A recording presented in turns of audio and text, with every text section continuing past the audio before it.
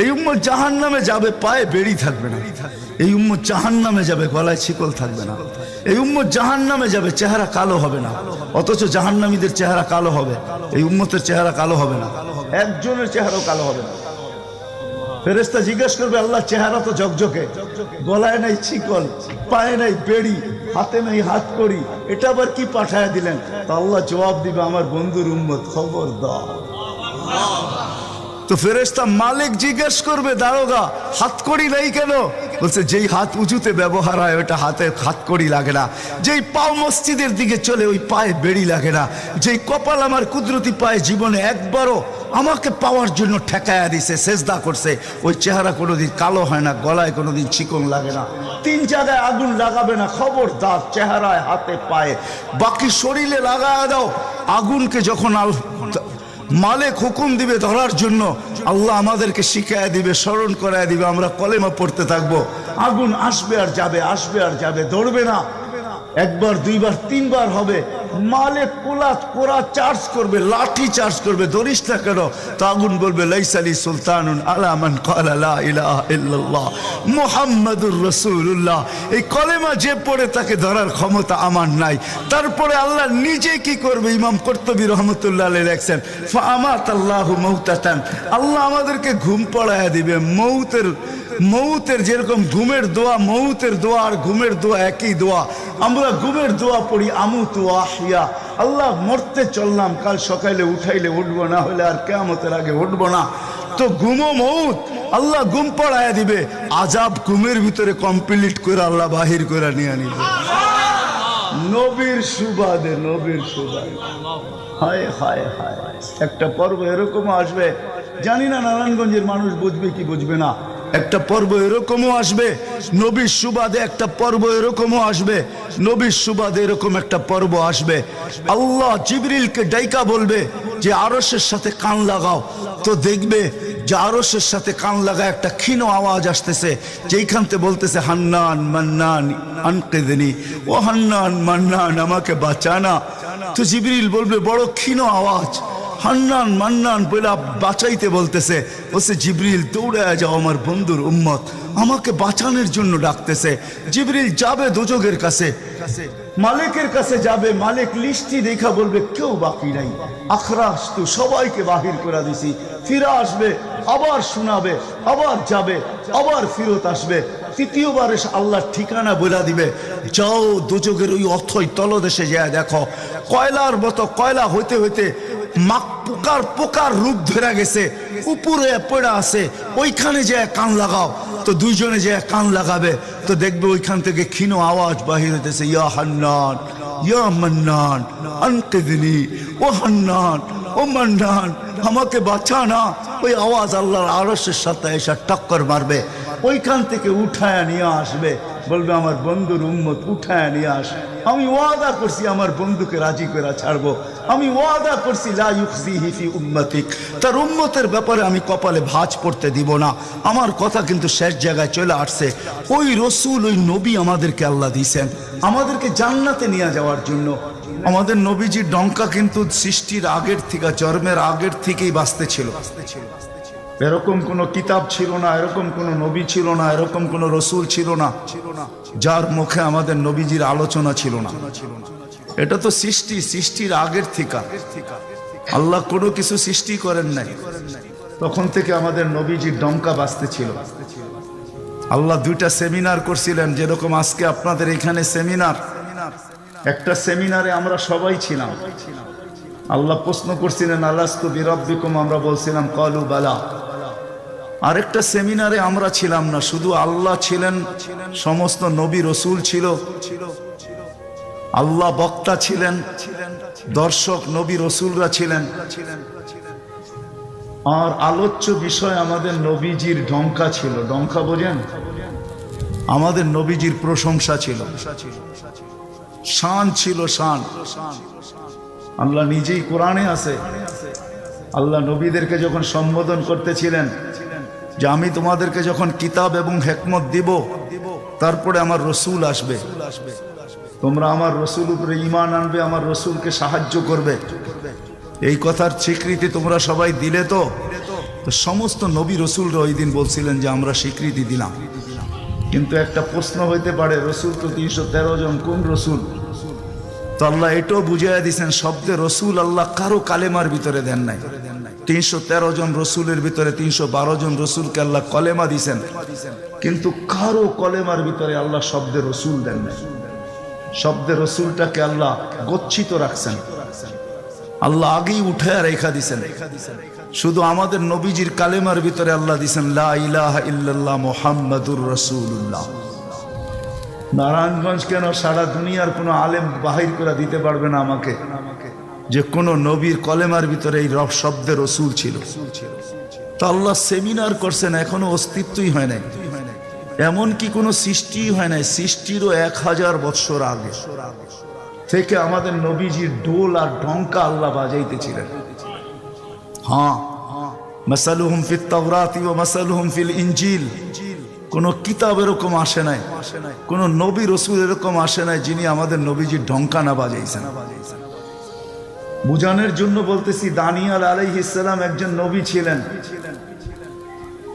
উনি বুঝাইতে চেয়েছেন যে আল্লাহ আমাদেরকে কোন নবী দিছেন, কোন রসুল দিছেন আল্লাহ আমাদেরকে, আমরা কি পাইলাম আর তার সাথে আমরা কি ব্যবহার করতেছি বা কি ব্যবহার করলাম।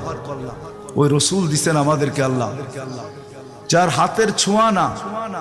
দানিয়াল আলাইহিস সালাম জানতেন ওই রসুলের হাতের ছোঁয়া আমার নসিবে জুটবে না।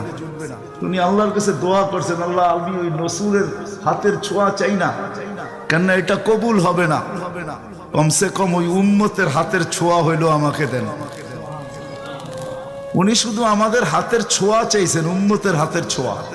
আবু মুসা আশআরী রাদিয়াল্লাহু তাআলা আনহু থেকে রিওয়ায়াত আছেন যে আবু মুসা আশআরী রাদিয়াল্লাহু তাআলা আনহু সাহাবায়ে কেরাম ওনাকে কাফন পরায়া দাফন করছেন।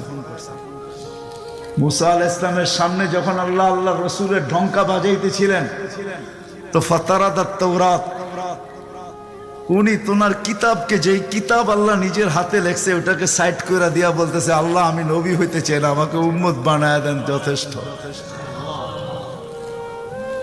বুঝানোর জন্য বলতেছি, নবীর চেহারা দেখা তো দূরের কথা, উনি আল্লাহকে কোন পর্বে বলছিলেন, আল্লাহ এই উম্মতের চেহারা আমাকে একটু দেখায় দেন। তো আল্লাহ বলছে সম্ভব না, কেননা এই উম্মতকে আমি শোপিজে, এই উম্মত শোপিজ আমি শোকেজে সাজায় রেখা দিছি। তুমি অনেক আগে চলে আসছো, এদেরকে দেখা যাবে না। তো বলছে আল্লাহ দেখতে পারবো না, ঠিক আছে, কিন্তু একটু আওয়াজ তো শুনতে পারি। তখন আল্লাহ আমাদেরকে আহ্বান করছিলেন, ইয়া উম্মতা মুহাম্মদ। আহ্বান করতে দেরি, আমরা সাড়া দিতে দেরি করি নাই। আর আমাদের সাড়াটাও এমন শব্দ ছিল, মুসা আলাইহিস সালামকে তাক লাগায় দিয়েছেন। আমরা সাড়া দিছিলাম লাব্বাইক আল্লাহুম্মা লাব্বাইক লাব্বাইক ওয়া সাদাইক। আল্লাহ জিজ্ঞাসা করছে, মুসা কিরকম শুনলা?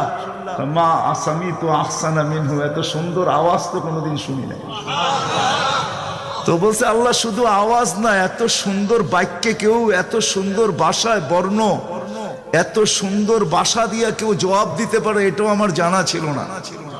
এত সুন্দর ভাষায় জবাব, লাব্বাইক আল্লাহুম্মা লাব্বাইক লাব্বাইক ওয়া সাদাইক।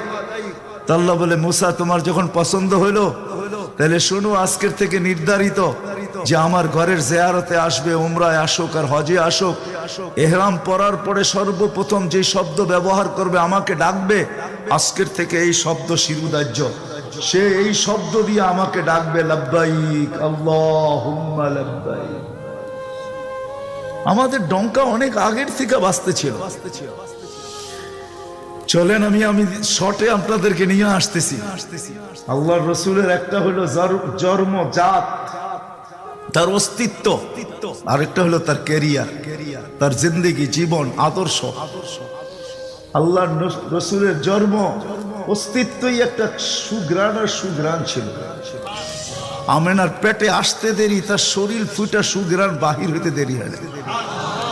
আমেনা যখন তার ঘরের থেকে বাহির হইতে পারতো না, কেননা আরবের প্রচলন ছিল বিধবা মহিলা কোনোদিন খুশবু লাগাইতে পারবে না, বিদায় আমেনা ঘরের থেকে বাহির হইতো না। কিন্তু বাহির না হইলে কি হবে, খুশবু তো আর কোনো জায়গায় আবদ্ধ রাখা যায় না। সুঘ্রাণ চতুর্দিকে মক্কায় ছড়াইতে শুরু করছে, সুঘ্রাণ। সবার নাকে যখন যাইতে শুরু করছে তো মক্কার ভিতরে কানাঘুষা শুরু হয়ে গেছে। আব্দুল মুত্তালিবের পুত্রবধূ বিধবা, সে সুগ্রাণ লাগায় তো লাগায় কি করা? আর এটা তো কোনো এই জগতের সুগ্রাণ না, এই সুগ্রাণ সে পায় তো পায় কোথার থেকে? আব্দুল মুত্তালিব জিজ্ঞাসা করছে, বেটি নাক কান তো কাটা গেল, আমি সর্দার, যেদিকে যাই সবাই আমার দিকে তাকায় কেমন ভাবে জানি। আবার কেউ কেউ প্রশ্ন করে, তোমার পুত্রবধূ কোত্থেকে নিয়ে আসলে? যার সুগ্রাণ বাহির হইতে পারে না, রাস্তায় বাহির হইলে সুগ্রাণ ছড়াইতে থাকে, তো নিজে পুত্রবধূকে জিজ্ঞাসা করতে পারে না, স্ত্রীর মাধ্যমে জিজ্ঞাসা করতেছে যে তোমার পুত্রবধূকে জিজ্ঞাসা করো সে কোত্থেকে এই সুগ্রাণ ব্যবহার করে। সে রাস্তা দিয়ে বাহির হয়, পুরা পাহাড় কেন, মক্কা কেন, চতুর্দিকে সুগ্রাণে মোহিত হইতে থাকে। সবাই আমাকে বিরক্ত করতেছে। তো বলতেছে, শোনো, আমিও তোমাকে বলবো বলে ভাবছিলাম। আমেনা যখনই গোসলখানার থেকে বাহির হয় আর আমি ঢুকি, মনে হয় যেন গোসলখানা কেউ সুগ্রাণ দিয়ে প্যাক করে রাখছে। আমি জিজ্ঞাসা করব, কিন্তু ভাবতে লজ্জায় জিজ্ঞাসা করতে পারতেছি না, যে এক তো স্বামী হারা পুত্রবধূ, স্বামী নাই, বড় দুঃখী, আমি তাকে জিজ্ঞাসা করব তো জিজ্ঞাসা করব কি করা? চলো দুইজনে মিলেই জিজ্ঞাসা করি। আমেনাকে ডাইকা জিজ্ঞাসা করতেছে, বেটি জিজ্ঞাসা করার ছিল না, কিন্তু সমাজে মুখ দেখাইতে পারতেছি না, তোমার এই শরীর থেকে সুগ্রাণ কি করে বাহির হয়? সুগ্রাণ ছড়ায় কি করে? তুমি কোত্থেকে খুশবু আনো, সুগ্রাণ আনো আর লাগাও, যে তুমি বাহির হইলে চতুর্দিকে মোহিত হইতে থাকে। তো আমেনা ওইখানে থুতু নিক্ষেপ করে আর বলে, আম্মা শরীর থেকে না, থুতু মারতে দেরি, সুগ্রাণ তুফানের মতো বাহির হইতে দেরি হয় নাই। বলছে, আম্মা সুগ্রাণ শরীরে না, শুধু আম্মা এই থুতুতে পর্যন্ত সুগ্রাণ। আম্মা এই সুগ্রাণ আমার না, পেটেরটা সুগ্রাণ, পেটেরটা। আম্মা বলার ছিলাম না, তোমরা বাধ্য করতেছো। যেদিন পেটে আসছে ওই দিন তো ঘরের দেওয়াল পর্যন্ত আমাকে সালাম দিতেছে, তোমাদের এই ফ্লোরের বাবুর কোণা পর্যন্ত আমাকে সালাম দিতেছে। আম্মা আমি বাহিরে বাহির হইতে দেরি, মেঘ উড়া এসে আমাকে ছায়া করতে দেরি করে না। আমি উত্তপ্ত বালুতে পা দিতে দেরি, মা ঠান্ডা হইতে দেরি করে হয় না। মা আমি উত্তপ্ত পাথরে পা দিতে দেরি, মা ঠান্ডা হইতে দেরি হয় না। আমি বাহিরে বসে থাকি, আকাশের তারাগুলা এসাকে আমার সালাম দেয়। মা যেদিন পেটে আসছে ওই দিন 12 জন রসুল এসে আমাকে সালাম দিছে। ওই রাত্রে আইসা মা আমাকে মারিয়াম, মা আমাকে আসিয়া, মা আমাকে উখতা মুসা কুলসুম, 3 জন এসে আমাকে মালা পড়ায় গেছে যে দুজাহানের বাদশা তোর পেটে চলে আসছে।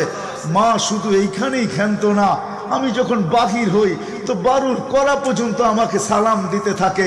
কুয়ার পাশে যখন যাই মা, তো আমাকে আর রশি দিয়া, ওই দিনের পর থেকে আজ পর্যন্ত রশি দিয়া পানি উঠাইতে হয় নাই।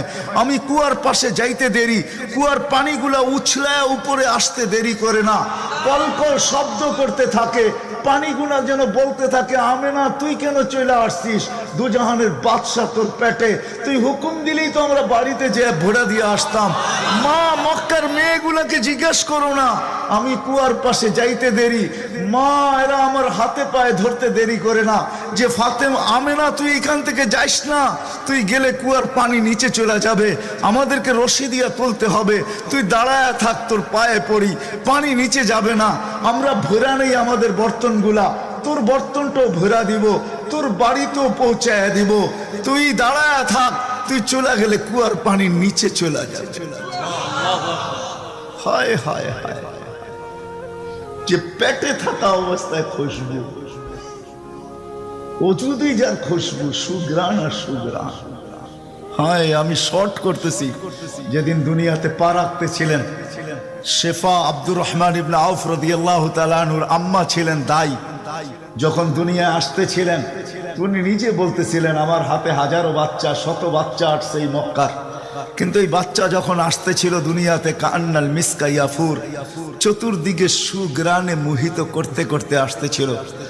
শরীরে একটা ময়লার কণাও ছিল না।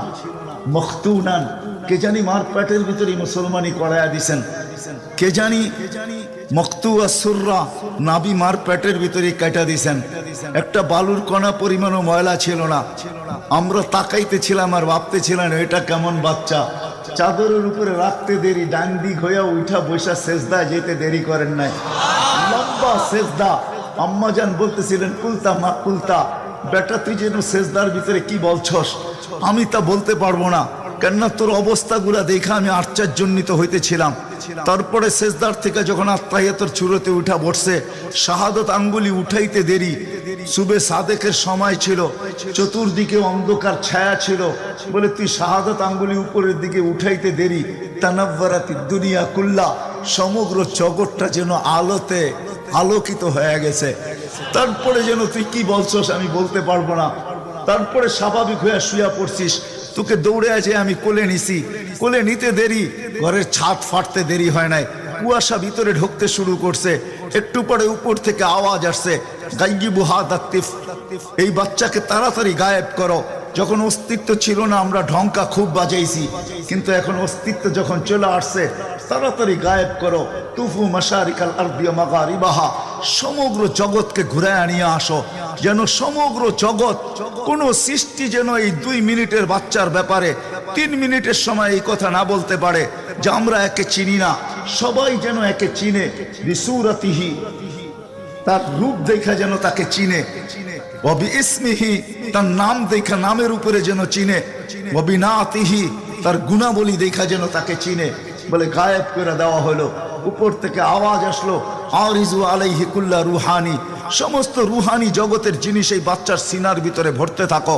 মিনাল জিন্নি ওয়াল ইনসি ওয়াল মালাইকাতি ওয়াল ওয়াহশি ওয়াত তাইর, মানুষ, জিন, ফেরেশতা, চতুষ্পদ প্রাণী, এমনকি পাখির বালো গুণটা পর্যন্ত ঢুকাও। তারপরে আওয়াজ আসলো 20 নবীর 20টা গুণ ঢুকাও এর ভিতরে। আমি তর্জমা করব না, ওলামার থেকে তর্জমা জেনে নেবেন। 20টা নবীর 20টা গুণ ঢুকাও।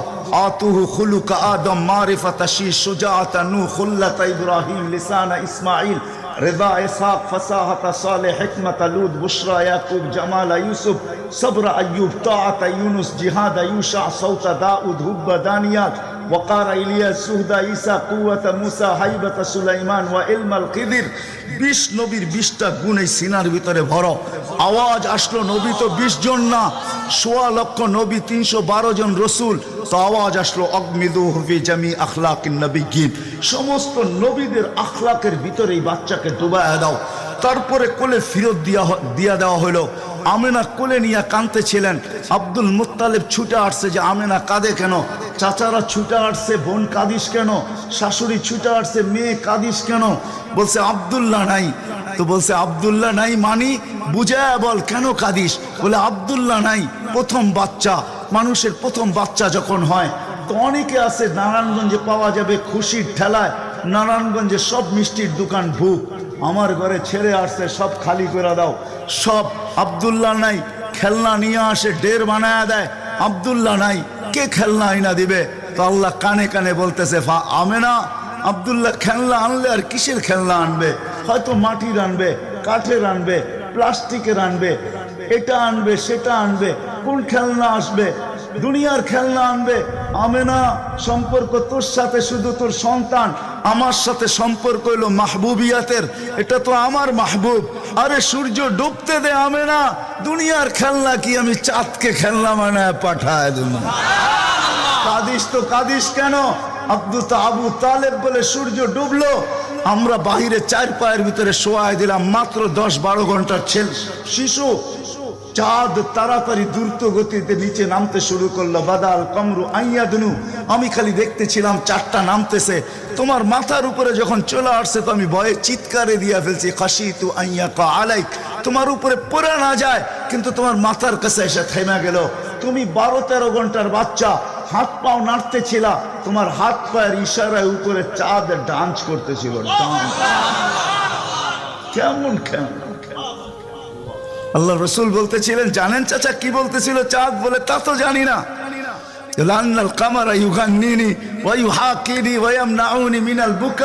চাঁদ আমাকে সঙ্গ শুনাইতেছিল, কান্না থেকে বিরত রাখতেছিল, আমি যেন না কাঁদি, আমার কষ্ট হবে।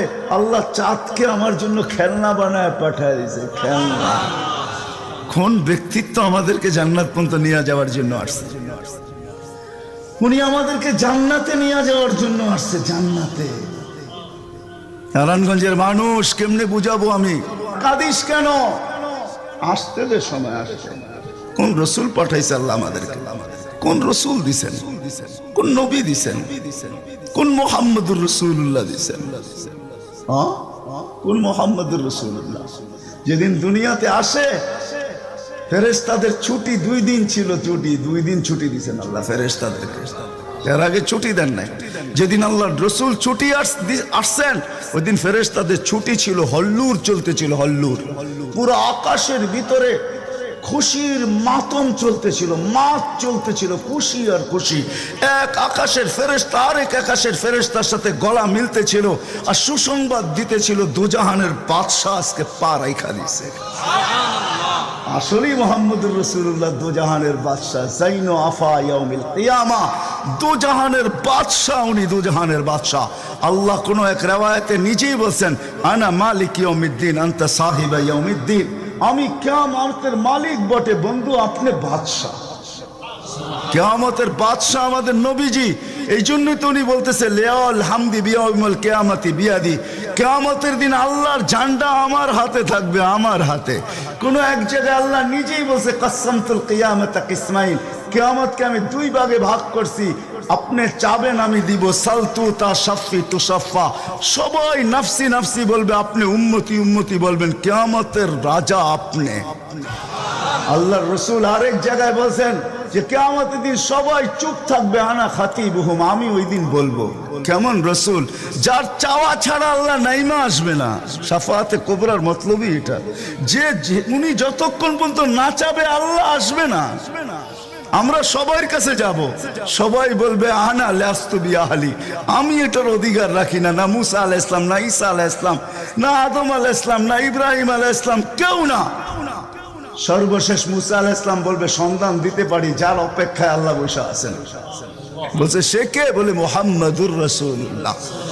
তখন সিজদায় পড়বে, তখন আল্লাহ বলবে ইরফা রাসাক সালতু তা শাফি তুসাফা, বন্ধু মাথা ফালায়া দিছেন মাটিতে, এখন আর আমার থাকার সুযোগ নাই, আমি নাইমা আসতেছি, উঠান না মাথা। হায় নারায়ণগঞ্জের মানুষ, জানি না কোন রাসূল আল্লাহ আমাদেরকে দিয়েছেন, কোন নবী আল্লাহ আমাদেরকে দিয়েছেন, যিনি মুহাম্মাদুর রাসূলুল্লাহ সাল্লাল্লাহু আলাইহি ওয়াসাল্লাম।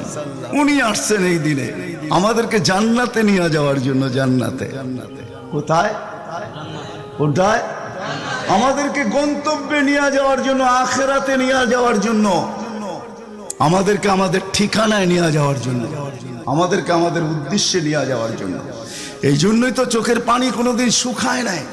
আরো সে যাইও কিচ্ছু চান নাই। আল্লাহ জিজ্ঞেস করছে কি চাইতে আসছেন? আসআলুকা উম্মতি, আমি উম্মত চাইতে আসছি। বলছে এইখানে উম্মত? বলছে আনতার রব্বুল করিম আনা নবিয়ুর রহিম, কাইফা তুদাইয়ু হাদিহিল উম্মাহ বাইনাল করিম ওয়ার রহিম। শুরুতে আপনি, শেষে আমি, উম্মত জাহান্নামে চলে যাবে, আমি আমার মনকে বুঝাইতে পারবো না। তো আল্লাহ সান্ত্বনা দিতেছে, বন্ধু কাসসামতুল কিয়ামাতা কিসমাইন সালতু তা শাফি তুসাফা, ওই দিন আপনি চাবেন আমি দিব, আপনি সুপারিশ করবেন আমি মঞ্জুর করব। আল্লাহ বলে শোনো, কিয়ামতের দিন সবাই নিচে থাকবে, আমার আর আমার উম্মতের জন্য আল্লাহ স্টেজ বানাবে উঁচা জায়গায়, আমি আমার উম্মতকে নিয়ে উঁচা জায়গায় থাকবো, সবাই নিচে থাকবে। ওই রাসূল যে কিয়ামতের দিন উম্মতি উম্মতি বলে চিৎকার দিবে, যে কবর থেকে উঠবে আর জিবরিলকে জিজ্ঞাসা করবে, কাঁদতে কাঁদতে জিজ্ঞাসা করবে ইয়াকুম ওয়ায়াবকি, উঠবেন কাঁদবেন আর জিজ্ঞাসা করবেন আমার উম্মত আমার ইস্তেকবালে আসে নাই, আমার উম্মত রিসিপশনে আসে নাই, আমার উম্মত কোথায়? জিবরিল একা কেন আসছো তুমি রিসিভ করতে আমাকে? আমার উম্মত কোথায়? তো বলবে আপনার উম্মত এখনো ওঠেই নাই।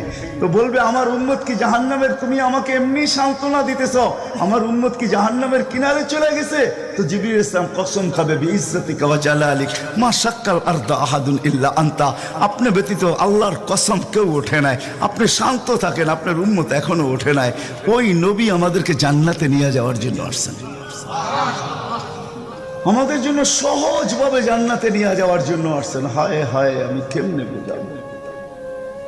কোনো সুযোগ হাতছাড়া করেন না। আমি আপনাদেরকে দুই একটা দেখাই। 70,000 বিনা হিসাব কিতাবে জান্নাতে যাবে। সারা দুনিয়া হলে বাগ বাগ হয়ে যেত, কিন্তু আল্লাহ রাসূল খুশি হন না, চেহারা মলিন হয়ে গেছে। জিবরিল জিজ্ঞাসা করছে, চেহারা মলিন কেন? 70,000 তো বিনা হিসাব কিতাবে আপনার উম্মত জান্নাতে যাবে। বলছে মাত্র 70,000, 1.25 লক্ষ আমার সাহাবী, কিয়ামত পর্যন্ত উম্মতের কি হবে? আমিই তো কান্ডারি, আর তো কেউ কান্ডারি নাই, কি হবে? বলছে আপনি কি নিবেন না? বলে আমি অস্বীকার করতেছি না, কিন্তু যাও আল্লাহর কাছ থেকে বাড়ায়া নিয়ে আসো। তো গেছেন, আবার দৌড়ে আসছেন, বলছে বাড়ানো যাবে না, কিন্তু আল্লাহ আপনার চেহারাকে মলিন দেখতে চায় না। মলিন দেখতে পারেন আল্লাহ, সইতে পারেন আপনার চেহারা মলিন হওয়া। আল্লাহ অপশন দিয়া দিছেন, সুযোগ দিয়া দিছেন। 70,000-এর প্রত্যেক ব্যক্তি হাতে ধরা 70,000 করে জান্নাতে নিয়ে যাবে। যার দ্বারা পরিধি দাঁড়ায় 490 কোটি বিনা হিসাব কিতাবে জান্নাতে যাবে। ওই নবী আল্লাহ আমাদেরকে পাঠাইছেন, যার ওজুদ হায় হায় হায় হায়, যার খুশবু আর খুশবু, যার ঘাম জমা করতেন সাহাবায়ে কেরাম দাঁড়ায়া। ঈদের দিন খুশবুতে আতরের জায়গায় লাগাবেন। আরে জীবিত দশা তো জীবিত দশা, মৃত্যুর পরের কাহিনী আপনাদেরকে আমি শুনাইতেছি। আসেম রহমতুল্লাহ আলাইহি ছিলেন মদিনা মুনাওয়ারার ইমাম। বড় সুন্দর কেরাত ছিল তার। উনি যখন কেরাত পড়তেন বা মুখ খুলতেন বা কথা বলতেন, তো পুরা মদিনায় সুঘ্রাণের ঢেউ খেলতে থাকতো। মদিনাবাসী ওনাকে বাধ্য করছে, আসেম তোমার মুখ খুলতে দেরি, সুঘ্রাণ তুফানের মতো বাহির হইতে দেরি করে না, তুমি কেরাত পড়ো, তোমার আওয়াজও সুন্দর, কেরাতও সুন্দর। দ্বিতীয় দিকে তোমার সুঘ্রাণের চোটে আমরা পাগল হয়ে যাই, মাতাল হয়ে যাই। শুধু মসজিদ না, মসজিদের বারিন্দা না, পুরা মক্কার মদিনার ভিতরে ঢেউ খেলতে থাকে। এই সুঘ্রাণ পাইলা তো পাইলা কোত্থেকা? বলছে স্বপ্নে আল্লাহ রসুল আসছিলেন, শাইখাইন আসছিলেন, আবু বকর ওমর রাদিয়াল্লাহু তাআলা আনহুমা। আল্লাহ রসুল বলছে একটু কোরআন শোনাও না। বলে আমি কোরআন শোনায় যখন শেষ করছি, তো আল্লাহ রসুল বলছে আসেম জিব্বা বাহির করো। আমি জিব্বা বাহির করছি। আল্লাহ রসুল স্বপ্নে আমার জিব্বায় তার থুতুকে মাইখা দিছেন। ওই দিন থেকে সুঘ্রাণ বাহির হওয়া শুরু হয়ে গেছে। যার মরার পরে খুশবু এরকম, যার ওজুদ এরকম, যার অস্তিত্ব এরকম, হায় হায়, যার ছোঁয়া এরকম, যার ইশারা এরকম। গুইসাবকে ইশারা দিছেন, শুধু ইশারা, আইয়ুহাদ্দাব, ইশারা দিতে দেরি। গুইসাব জিন্দা হয়ে চিৎকার দিতে বলতে দেরি নাই, লাব্বাইক ওয়া সাদাইক ইয়া যাইনা ওয়াফা ইয়াউমিল কিয়ামা। ও দুজাহানের বাদশা, আপনার ইশারা ইশারা ছিল না, আমার ভাগ্য খুলা দিছে। আজকে ওলামা হাদিসে দাব পড়ে এবং পড়ায়, কিয়ামত পর্যন্ত হাদিসে দাব গুইসাবের হাদিস চলতে থাকবে। বলছে আমার ভাগ্য খুলে গেছে, ভাগ্য। শুধু ইশারা। যার ছোঁয়া পাওয়ার পরে আগুন চিরদিনের জন্য হারাম হয়ে গেছে, হারাম। আনাস রাদিয়াল্লাহু তাআলা আনহুর দস্তরখানে আল্লাহ রাসূল খায়া খালি হাত মুছা দিছেন, ছোঁয়া লাগায়া দিছেন। আনাস বলে আমি মরা পর্যন্ত আমার এই দস্তরখানকে আমি কোনোদিন সাবান দিয়া পানি লাগাই নাই। যখনই পরিষ্কার করতে মন চায় আগুনের ভিতরে নিক্ষেপ করি, এ সমস্ত ময়লাকে খায়া ফেলে, আমাকে পরিষ্কার দস্তরখান ফেরত দেয়। সাহাবী রাসূল জিজ্ঞাসা করছে এই জাদু কই শিখলা? কয় জাদু না, এটা মুহাম্মদুর রাসূলুল্লাহর হাতের ছোঁয়া। হায় হায়। আব্দুল্লাহ ইবনে আব্বাস রাদিয়াল্লাহু তাআলা আনহু বলেন যে আল্লাহর রাসূল বাথরুমে যাবে, কিন্তু কোথাও পর্দা করার মতো জায়গা ছিল না। দূরে দূরে কতগুলা ঝাড়ি ছিল, বিক্ষুব্ধ ভাবে জঙ্গল ছিল। আল্লাহ রসুল বলে এদেরকে বলো না আল্লাহর রসুলের জন্য পর্দার ব্যবস্থা করতে। প্রত্যেকটা তার জায়গার থেকে উঠা মানুষের মতো হাঁটতে হাঁটতে আসছে, আর চতুর্দিকে গোল হয়ে জায়গা করে দিছেন। আল্লাহ রসুল ভিতরে ঢুকছেন, আর বাথরুমের পরে যখন বাহির হয়ে আসছেন, ইবনে আব্বাস রাদিয়াল্লাহু তাআলা আনহুকে আল্লাহ রসুল বলেন জারিদেরকে বলো না এদের জায়গায় চলে যেতে। প্রত্যেকটা মানুষের মতো হাঁটতে হাঁটতে নিজের জায়গায় যায় লেগে গেছেন। ইবনে আব্বাস দৌড়ে গেছেন যে যায় দেখি কিছু আছে কিনা ওইখানে। তো ইবনে আব্বাস বলতেছে ওয়াল্লাহি মা ওয়াজাদতু ইল্লা রায়হা, আমি ওইখানে সুঘ্রাণ ছাড়া আর কিচ্ছু পাই নাই। যা সব কিছু সুঘ্রাণ, অজিত সুঘ্রাণ। হায় হায়, কেমনে বুঝাবো? সাহাবায়ে কেরাম বলতেছিলেন, জাবের রাদিয়াল্লাহু তাআলা আনহু বলতেছিলেন, হায় হায়, একটা সময় ছিল মানুষের মুখে থুতু দিত, আর আজকে একটা সময় চলে আসছে, চোখে দেখতেছি থুতু ফালাবে সবাই হাত বাড়ায় দাঁড়ায় আছে। কেন? হাতে দেন, মাটিতে না। কেন? শরীরে লাগাবো, চেহারায় মালিশ করব। মৌত কেন? জান্নাতে যাইও আর খুশবুর দরকার হবে না।